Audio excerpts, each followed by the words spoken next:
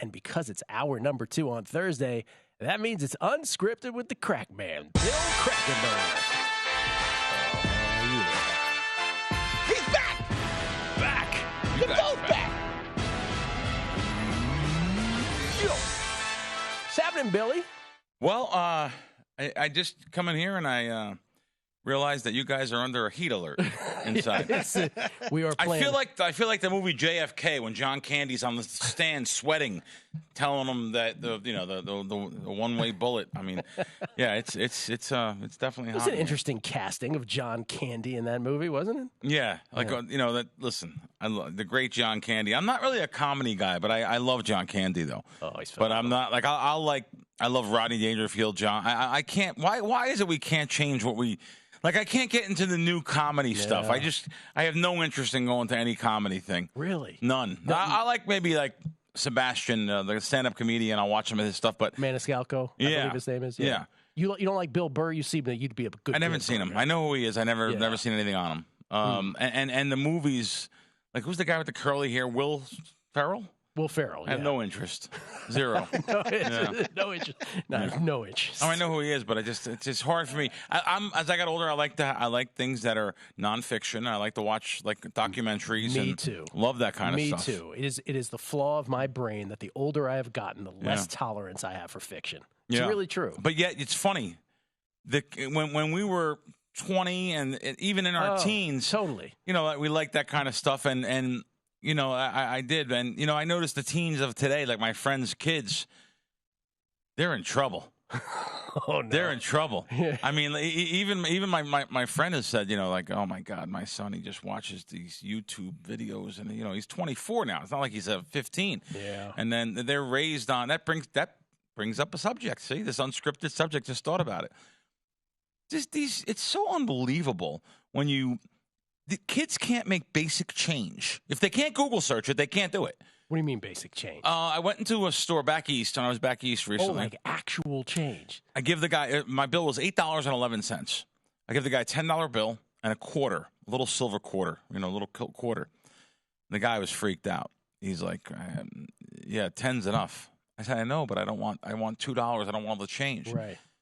He huffed and puffed and had to figure out that he had to give me $2.14. Now, this crosses over to the sportsbook side. Yes, it did. I made a bet that was minus $1.11. Oh, don't do that. And I bet $22.20 to win $2,000. And I totally freaked out the guy behind the counter. I gave him $2,300, but that shouldn't really freak him out. The bill's it's $22.20, $2,300, $80 is my change. He couldn't figure it out. I wasn't going to help him either. He goes to the watch. I guess he had maybe an iPhone watch or something. Figures it out. Look, $2,300 minus $22.20, and still hands me $20 back instead of $80. I was like, wow. I was like, buddy, no. I said, do it over. I wasn't even going to tell him. Do it over.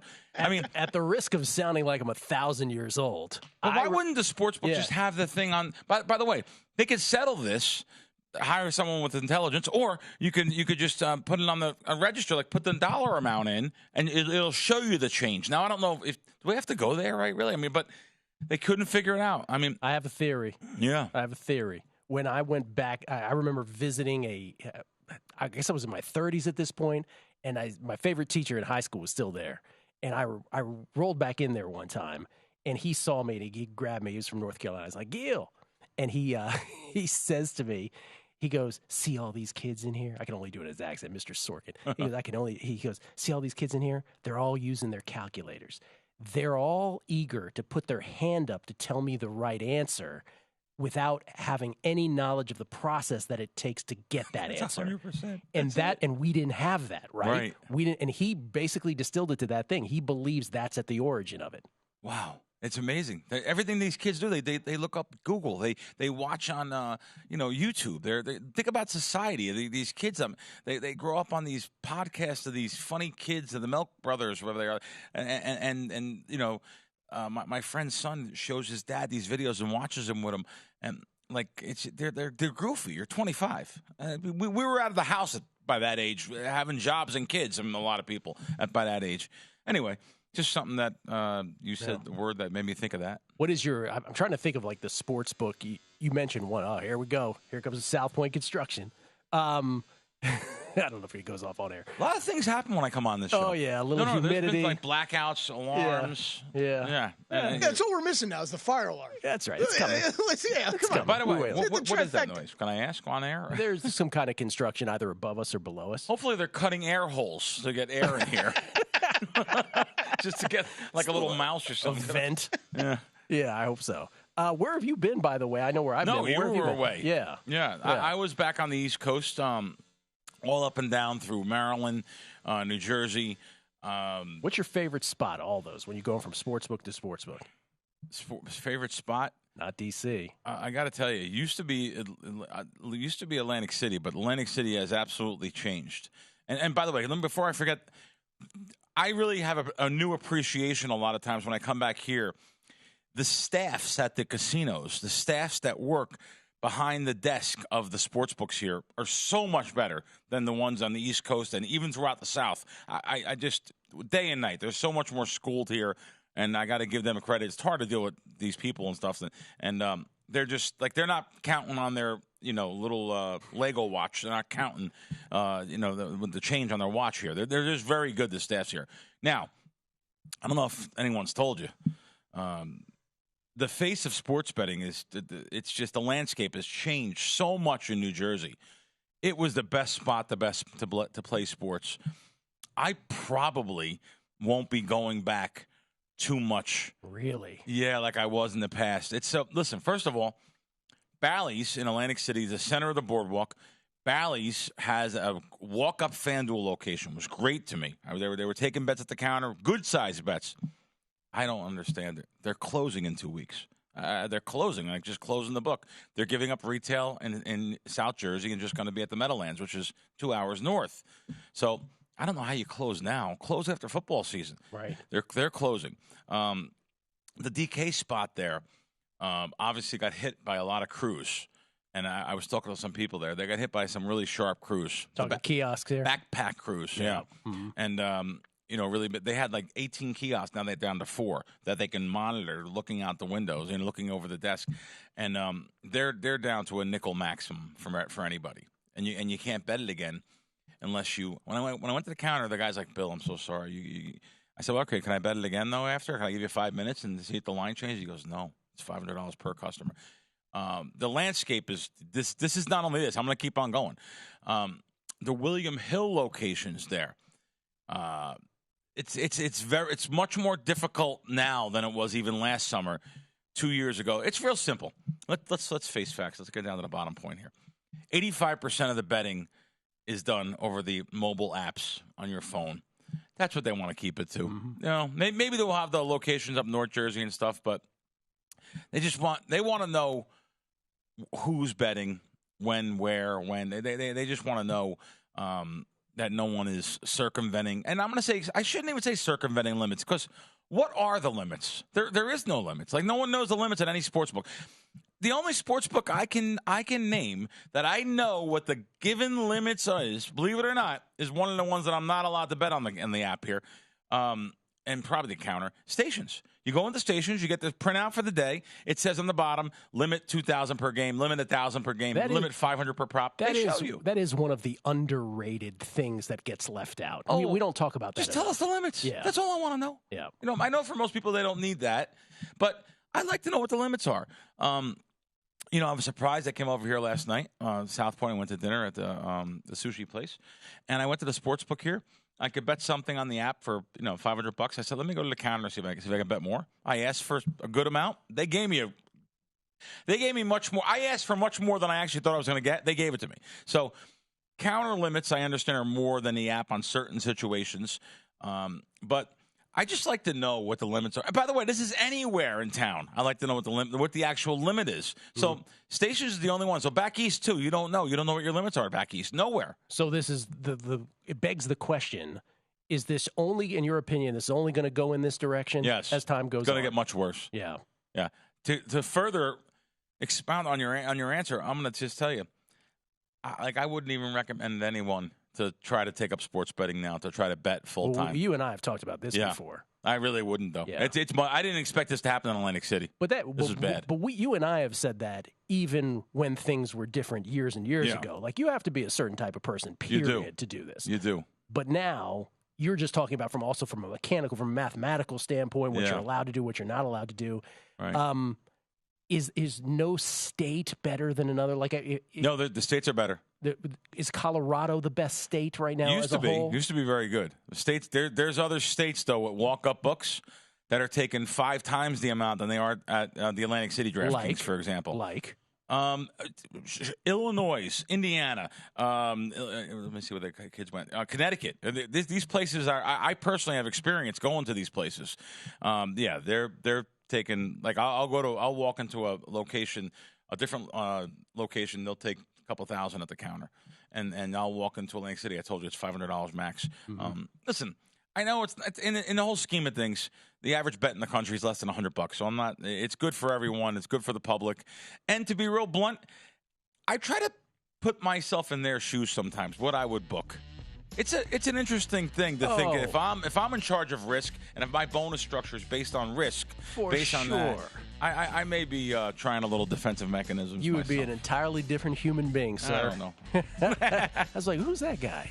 We'll come back more with the Crack Man, including his buddy Teddy Atlas will join us to talk Errol Spence, Terence Crawford, Fight of the Year, Unified Welterweight Championship of the World. It's a numbers game at VSiN, the Sports Betting Network. Bill, by the way, Gill Alexander, Kelley Bydlon, Bill Krackomberger here.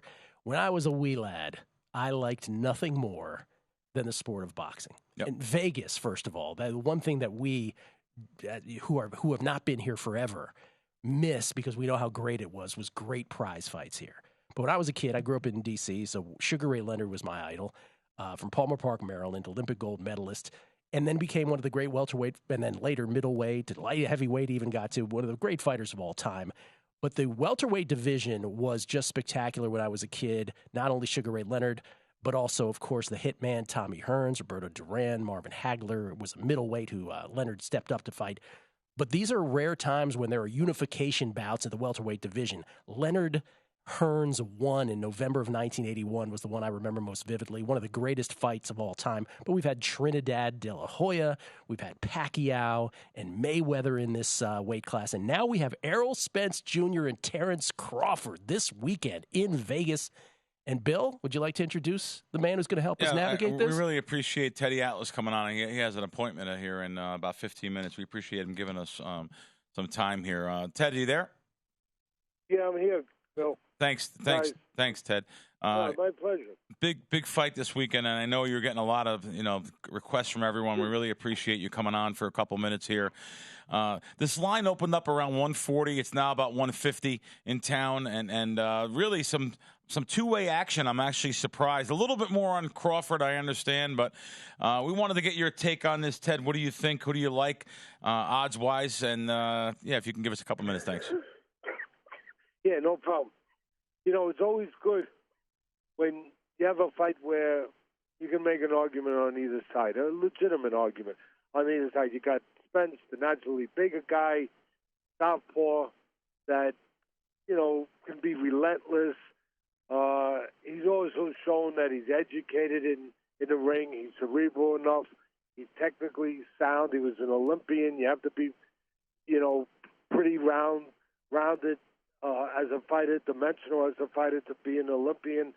That means that he was fighting the best fighters in the world internationally for years before he ever went pro. He knows how to win. He's a guy that goes to the body really well. Nothing better than going to the body of a smaller man, the naturally smaller man, obviously Crawford.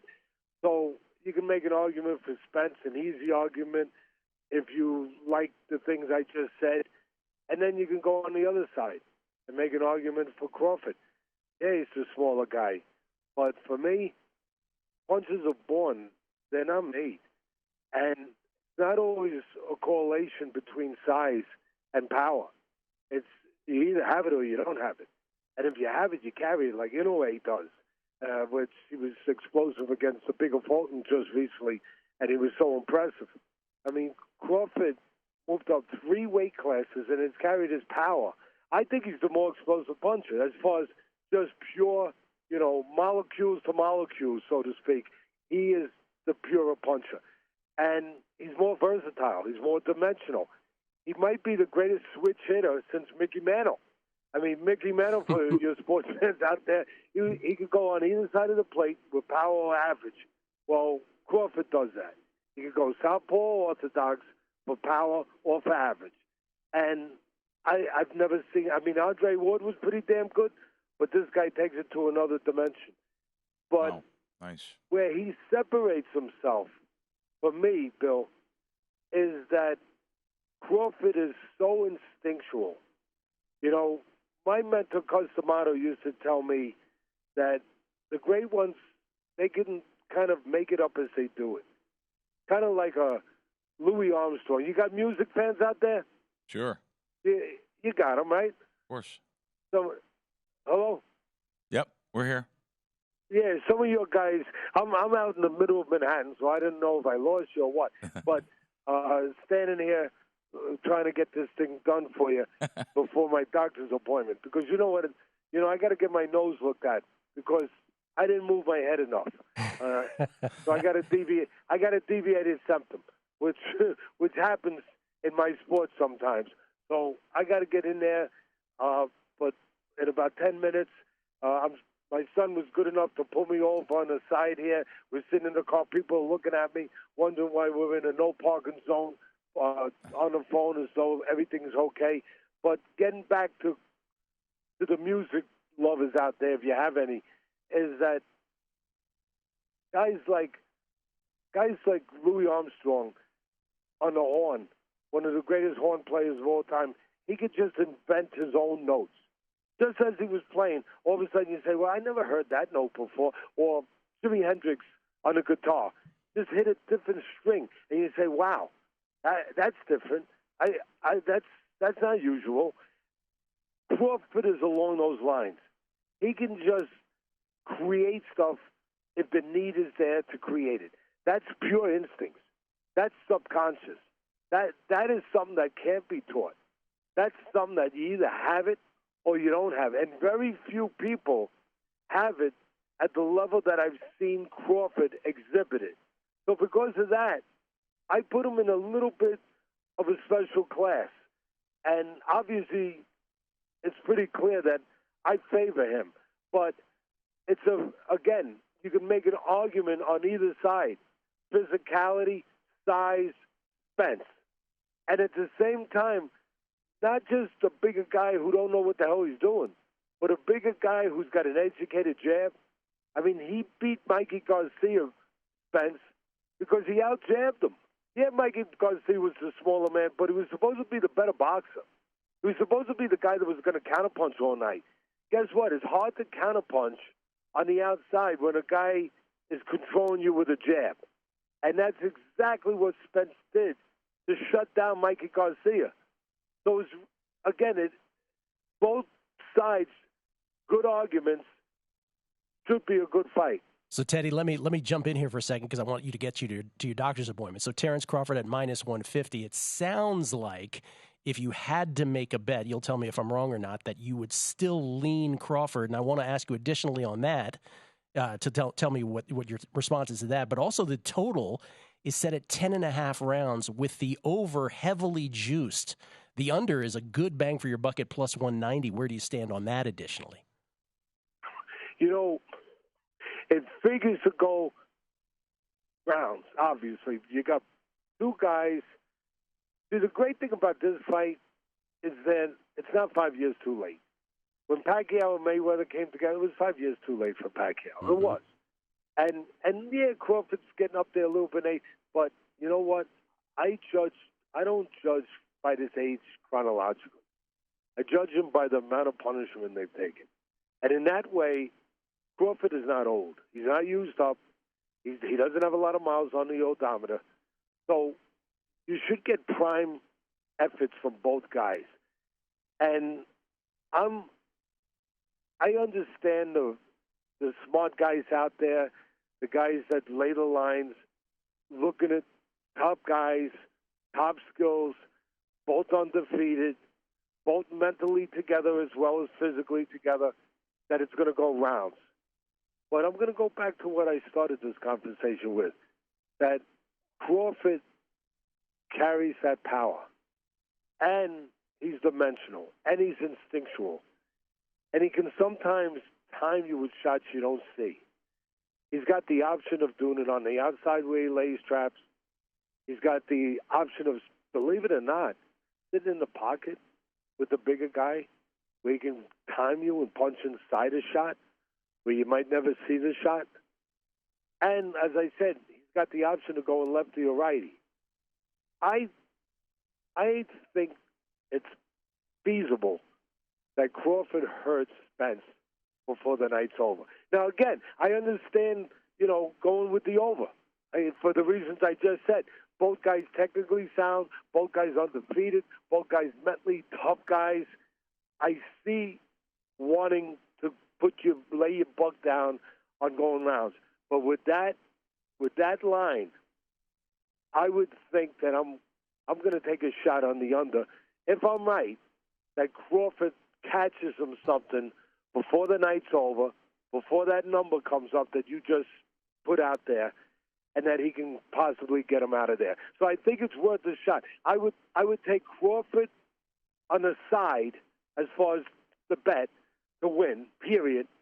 And then I would throw a little extra on see if I get fortunate and pick up a little extra on the under. Teddy, how's that sound to you guys? That sounds we appreciate beautiful. it, Ted. Thank Teddy, you very appreciate much. it. Hope your doctor's appointment goes well. Congratulations on your fourth grandkid. No, we got to run, Teddy. We got to run. The great Teddy Atlas, ESPN's Teddy Atlas, host of the Fight with Teddy Atlas podcast, and the trainer Bill to 18 champions.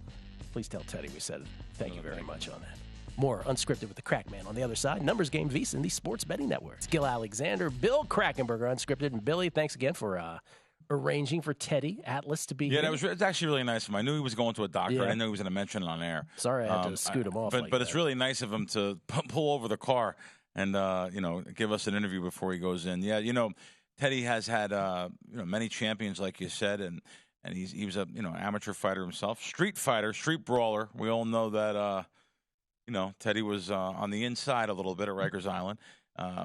Real tough guy in life, and he's just a great guy for giving us that time. But by having all those different things in life, he said the words. He has a deviated septum. He's going for some shots today to try to avoid surgery, but I think he's going to have surgery. So, he's still the greatest internal human being out there. Raises money for charity. His charity gives away so much money. They raise so much money.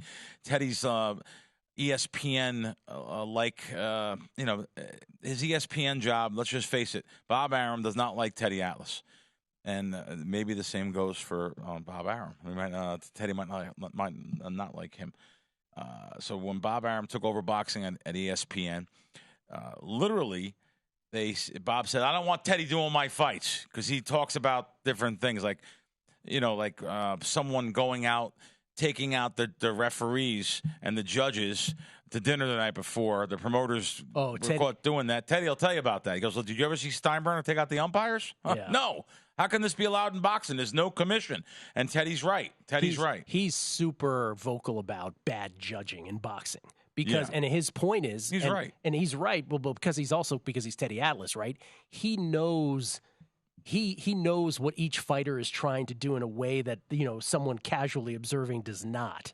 So he understands scoring in a way that he believes judges do not. And so when they have just such a horrible, scorecard, he gets really, and justifiably so, get bent out of shape about it. He has a weekly podcast, by the way. Yeah, once again, 291,000 subscribers. He gets tons of views. It's free on YouTube. It's fantastic. It's called The Fight with Teddy Atlas. Yeah. What an unbelievable breakdown, an hour every week of all different things going on in life, not just boxing, but boxing is primarily the focus of it. But anyway, you can also follow him on Twitter at Teddy Atlas Real. By the way, that is so in the end, just to summarize, he loves Spence Jr. as a fighter. He loves Terence Crawford, but he sort of referenced Jazz there in the middle too. where it's Crawford can really adjust on the fly. He can fight both ways, and so he gives Crawford the edge because Crawford can figure out his way into in and out of any situation in a ring. And as much respect as he has for Errol Spence Jr., he does lean Crawford at the price of minus 150, but he said he would take a flyer on the under at plus 190. Right? Smaller bet, yeah, under 10.5, because he thinks Crawford could actually hurt Spence. So I can't wait for this fight, man. I am very pumped about it. Where are you watching it? Great question. Oh, I just want. Great question. I don't know this. Does the casino show this for free? Well, so this is always a thing here because we assume that they do. Yeah, but they don't. Oh, they don't. Sometimes the bars have exactly right. Like I don't. So know you have to go like the Cosmo has this one little bar that you can pay and. So I'm actually stations maybe like the Paris Beer Garden one is always a good spot usually where they'll have all the fights going. You know, I admit it. You know, as much money as we spend in our life, I hate paying $80 to watch the fight. But I will tell you this: if I were here at home, I would do it. I would pay. Okay. I'm just not going to be here, so I got to figure out a bar to go watch it in where I am this weekend. Yeah. So you're going to watch it though. Somewhere. 100%. Nice. 100%. Nice. This is the fight of the year right here. This is definitely the fight of the year, supposedly. You know, I mean, this has been anticipated for a long time. Errol Spence Jr. You know, his career went on pause after a car wreck. He has come back and won a couple fights since then. But this is the fight that we've always wanted to see. But Teddy's point is a great one. Even though Crawford is 35 and Spence is 33, right? This is still the time to have the fight. This isn't like Pacquiao Mayweather. Remember Mayweather? That's what Teddy said. 5 years too late. Oh, for sure it was 5 years too late. Like for those of us who lived in the Bay who wanted that to happen so much earlier, big Pacquiao fans up there, and it just went forever. And by the time they got in the ring, it was just... Here you have guys that are 28-0, I believe, and 39-0. So think about it. Someone's 0 must go, they say that, right? Think about what the town would want the best. What would be the best for the boxing business, best for the town? So Bill, what you're saying is answer. what the guys who cut your hair right at the barbershop say all the time, who know boxing. They're like, think about what the business of boxing, if you're a conspiracy theorist like that, what would the business of boxing like more? And your answer to that would be? The 20-1, I just seen that circa on the draw. I just think the draw would be listen, I am probably going to throw a flyer on something like I seen plus 7.5 to 1. We have a split decision. Yeah, I seen some good odds on by knockout. Like, listen, this is not really a betting fight for me. But if I was to bet something, I'm thinking about throwing a peanut on Spence by knockout and the draw. You know, have a little bit of fun with it. 105, 103 Spence. Yeah. Judge so-and-so has it 105, 103 Crawford. And Judge Krackomberger has it 10. Yeah, that's right. 114, 114. We have a split decision. And everybody loses their minds, except for those who bet the draw. Yeah. I'm with Teddy. I think it's Crawford. I may take a flyer on the under as well. First boxing match I've bet in a long time. Oh, wow. Because Triple G and Canelo, number 2 that I went to here? I went to 1 and 2 also. I vowed never to bet boxing again. You really don't. I mean, I was like, I'm never doing this. I have a lot of people. You will too by saying this then. Yeah. So you're saying what I'm saying, that Triple G won. I mean, Triple G absolutely won. And you'll see people now on Twitter saying, "Are you crazy? Watch the fight. Watch the fight over with no sound or something, and look, score the fight 100%. By the Marcus of Queensberry rules. Watch the fight over, and you'll see that." And I did watch it over, and I still had Triple G winning. But you know what? I mean, and I'll bring Teddy into this. I'm not no way trying to disrespect Teddy, but remember that Pacquiao fight in Australia? Who was that guy? Jeff Horn. Yeah. Mm-hmm. So. I tweeted while that fight was going on that if you were listening to Teddy, you think Pacquiao's destroying this guy. But I said, if you turn down the sound, I said before the decision, I think this fight is way closer than he's making it out to be. Yeah. And in fact, Horn won, and people went crazy. I'm like, I don't think it was that controversial. I don't. So I mean, I had Pacquiao winning that fight though.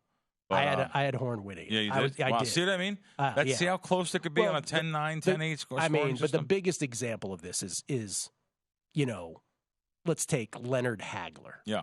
Right, where the third judge had it 117-111. Right now, I'm the biggest Sugar Ray guy in the world, but even I know, I was like, come on, it was 117-111 or whatever it was, or 115-109, whatever it was. So It's boxing, and that's the problem. So the reason that, and you and I have the same opinion, the reason we come out of a fight like the Triple G one and we're like, I'm never betting this. Remind me to never bet this sport again. But here we are all these years later, and yeah, this is my first foray back. I'm betting it. Yeah, well, that's interesting. But you make a good point about the draw.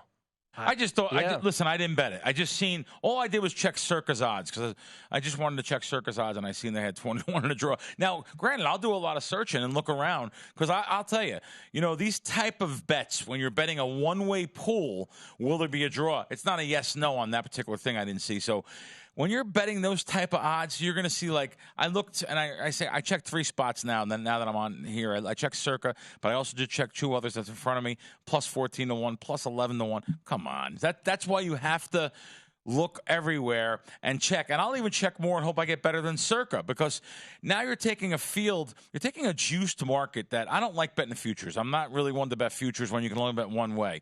So there are 20, 30, 40, 50% a house edge. I'm not looking to do that. But if you have 10 different sports books that you're looking at, you're bringing the house edge down to single digits. That's the way I feel. So I will bet into a futures market.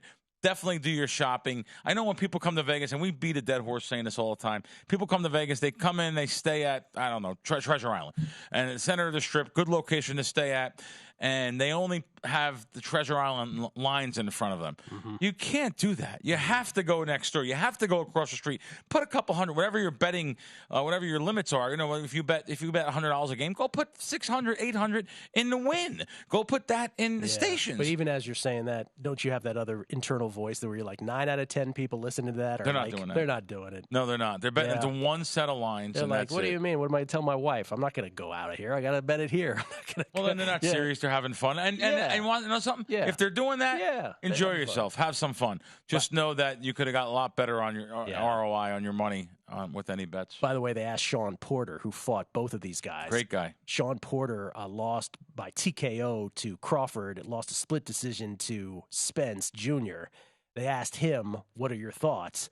Very much like Teddy. He's like, if my life depended on it, if I was betting all my money, one bet, I'd bet Crawford. Crawford, wow. Yeah. Crawford knocked him out in the 10th round, I believe. Because he said the same thing. He goes, Spence is the bigger man, but Crawford actually might have more power. Wow. Yeah. Gonna be Maybe fun. I'll stay away from betting this fight altogether. Just enjoy it. That's your boxing ban. Come back, wrapping things up with the crack man, Bill Krackomberger. It's a numbers game at VSiN, the Sports Betting Network. We get tweets at Beating the Book. Always appreciate the feedback from everybody. Let's see. Let's see. Nash talking about our conversation before Teddy came on. He says TikTok and YouTube touts our sports betting content, the sports betting content calculator for new young sports bettors. He says they don't want to do work, just take the shortcut route and have an answer appear in front of them. That from Nash, talking about our discussion earlier. Sky High, that was one of those great moments listening to an amazing breakdown where you just wish those hard outs could get softened or dissolve completely. Well, he said he had to go to a doctor's appointment, too. Yeah, he kind of had a hard out, too. He had a hard out also, Elvis Toast Patterson, great spot, Gilly, with the great Teddy Atlas. Teddy is always interviewing gold. Nice job. We just appreciate him coming on. Nathan Mallinson, strongly recommend Teddy Atlas's autobiography, which I recently finished reading, about so much more than boxing, he said. It's so good. Now it's on. They just did it on tape again. Teddy oh God, he's so right. It's what is that called? Audible or whatever it is. No, it's an Audible book, an audio book, which is better for me. I can't focus on reading pages no more. But yeah, thank you for that mentioning that. Great book. He's right. And Lou Finicaro, Gamble Lou, Sweet Lou, good guy. He says, Gill, in the Spence Crawford contract, there's an automatic rematch clause before the end of the year. You want to throw that into the mix to your draw comment. But there's a rematch no matter what. Yeah, so they don't need a score. So they don't need a draw. Yeah, is really what he's saying there. Crawford-Spence might not be the best fight right now. You know what might be the best fight right now? Sean Payton against the world. Oh, wow.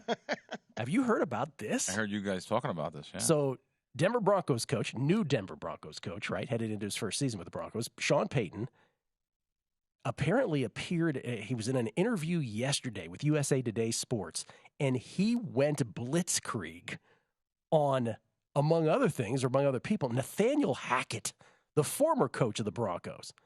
Payton, in an expansive mood, called the work that Hackett and his staff did with the 2022 Broncos, quote, one of the worst coaching jobs in the history of the NFL, unquote. Are you kidding me? Has there ever been a NFL coach coming in blasting the last coach like this? Well, he's doing it. He also said there were, quote, 20 dirty hands around quarterback Russell Wilson's career worst season last year that included just 16 touchdown passes and a league-high 55 sacks. Kelley, was he liquored up? Like, what was happening here? I don't know, man. There's another quote in here, very defensive of Russell Wilson, right? Yes. And he's talking about, the 20 dirty hands, for what was allowed, tolerating in the trading rooms, the meeting rooms, that offense. I don't know Hackett. A lot of people had dirt on their hands. It wasn't just Russell. He didn't just flip. He still has it. This BS that he hit a wall, shoot, they couldn't get a play in. They were 29th in the league in pre-snap penalties on both sides of the ball. He's ripping everybody. Well, it's incredible. How about this one right here where he says, ultimately, Peyton summed it up with, quote, everything I heard about last season, we're doing the opposite. Yeah, because he kind of jabs at the Jets for doing a lot of the pomp and circumstance with everything they're doing with Aaron Rodgers. My name is George. I'm unemployed and I live with my parents. He's going to do the opposite of everything. What is wrong with him? What's he doing? What's the upside of this? That's what I was just going to say. Like you weren't going into Denver already with enough pressure on you, right? He brings up, there's another quote in here he brings up about how much the team spent on Russell Wilson and how they wasted that last year. Well, how much did the team just spend on you, bro? You better get in there and win some games. Sean Payton, from replacement player to arrogant incoming coach. Jeez, there's an arc.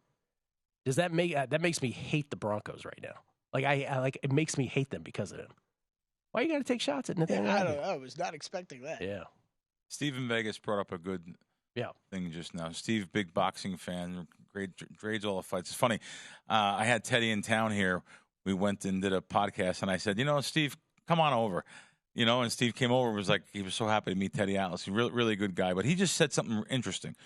I personally think neither will take many chances in this fight. It may be a very good fight. It likely won't be a great fight. Boxers at this level don't seem willing to lay it on the line and go for the KO in mega fights. Very good point. Well, I've heard that about this. A lot of people have mentioned that. And the counter that I've heard to that is, yeah, but these guys are built a little different. Like, they have enough arrogance about them both. And that this isn't the problem. Like, Roy Jones Jr. was talking about this because Roy Jones Jr. related this to when he fought James Toney. And he said, we were both at the top of our games. We weren't backing down. And he also brought up Mayweather-Pacquiao. He was like, this isn't something like after the fact. This is in the moment where each one of us wanted to be the top dog. So that was his counter argument. He's like, that might be the case for, what he said, for a round. But the Vegas, if it goes more than a round and they're just, feeling each other out, the crowd is going to get so bitter about it that they're actually going to hear that and react. And who was I talking about before? Before when we're talking about who fought both of them, Sean Porter said he actually hears that when he fights, where the crowd gets really restless about stuff like that, and he reacts to it. So that was Roy Jones Jr. counter to that comment. Interesting. I want to finish with a tiny rant. Yeah, before you do the tiny rant, let me give my tennis pick that remains today before you do the tiny rant.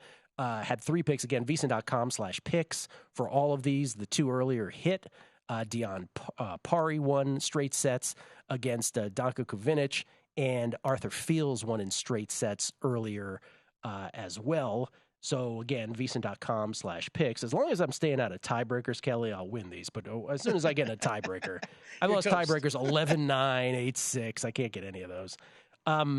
So the only one remaining today, by the way, Fields beat Dusan Lajovic. The only one remaining is Dominic Kepfer, -107 against the Brit Daniel Evans, who's not really in top form right now. He's a little rusty. So Dominic Kepfer, -107. I'll see what the price is on that right now, just to make sure that's still playable. This is on the hard courts of Atlanta, Georgia. Yeah, minus 111 on Kepfer, so that's still playable. All right, Bill, rant away. First off, shout out to our friend of the show who's been on a couple times too, and I've been to his house many times. Howie Schwab almost died. He was in the hospital for months, a couple months, and he was 50-50 to make it, and he's okay now. He's battling back. He's in rehab. He had some internal infections and stuff. And from Stump the Schwab fame. Yeah. Great guy. Loved Howie. Good friend of mine. One of my best friends. Also, shout out to Dick Vitale, who's been on my podcast, and also a friend. Getting back. I think he's 81 or 81. God bless him. Still going strong. Hopefully he'll be back on. He just had surgery. Went well. But I want to talk about something I heard on a different network. It was just, I just can't believe how bad some of the information is out there. Two people on a show gave out information and said, oh, it's such a bad bet to bet anything futures-wise. Don't tie up your money for 7-8 months. You don't want to do that. Listen, I definitely don't agree with you at all. I don't agree. There's so many good opportunities. Like I said, when I was recently at Foxwoods at DraftKings, you couldn't have enough money for futures. Now, when I say futures, I don't mean Dallas Cowboys to win a Super Bowl. I don't mean that. Though that is something you could search about and find good odds on also. What I'm talking about is like over-under on players' receptions, running back yards, quarterback passing yards. There is definite 10% edges that lifetime I've had more, actually. I ran so sick last year, the last 2 years, ran really sick on them. So I don't agree at all. Just watch where you get your information. Know the people. If they make money betting sports on their own, if they bet their own money, there's some bad information out there, folks. Just wanted to say. Crackman, Bill Krackomberger, he has spoken. Let's do this again next week, same time. Yeah, I'll be here next week. Great. Thanks. Right. Thanks for having me on. Thanks for having Teddy on. Great time. Thank you for letting us have Teddy on. We appreciate that. At Bill Crackman with the K is the Twitter handle for Unscripted with Bill Krackomberger. Go to VSiN.com/subscribe to become a VSiN Pro subscriber today.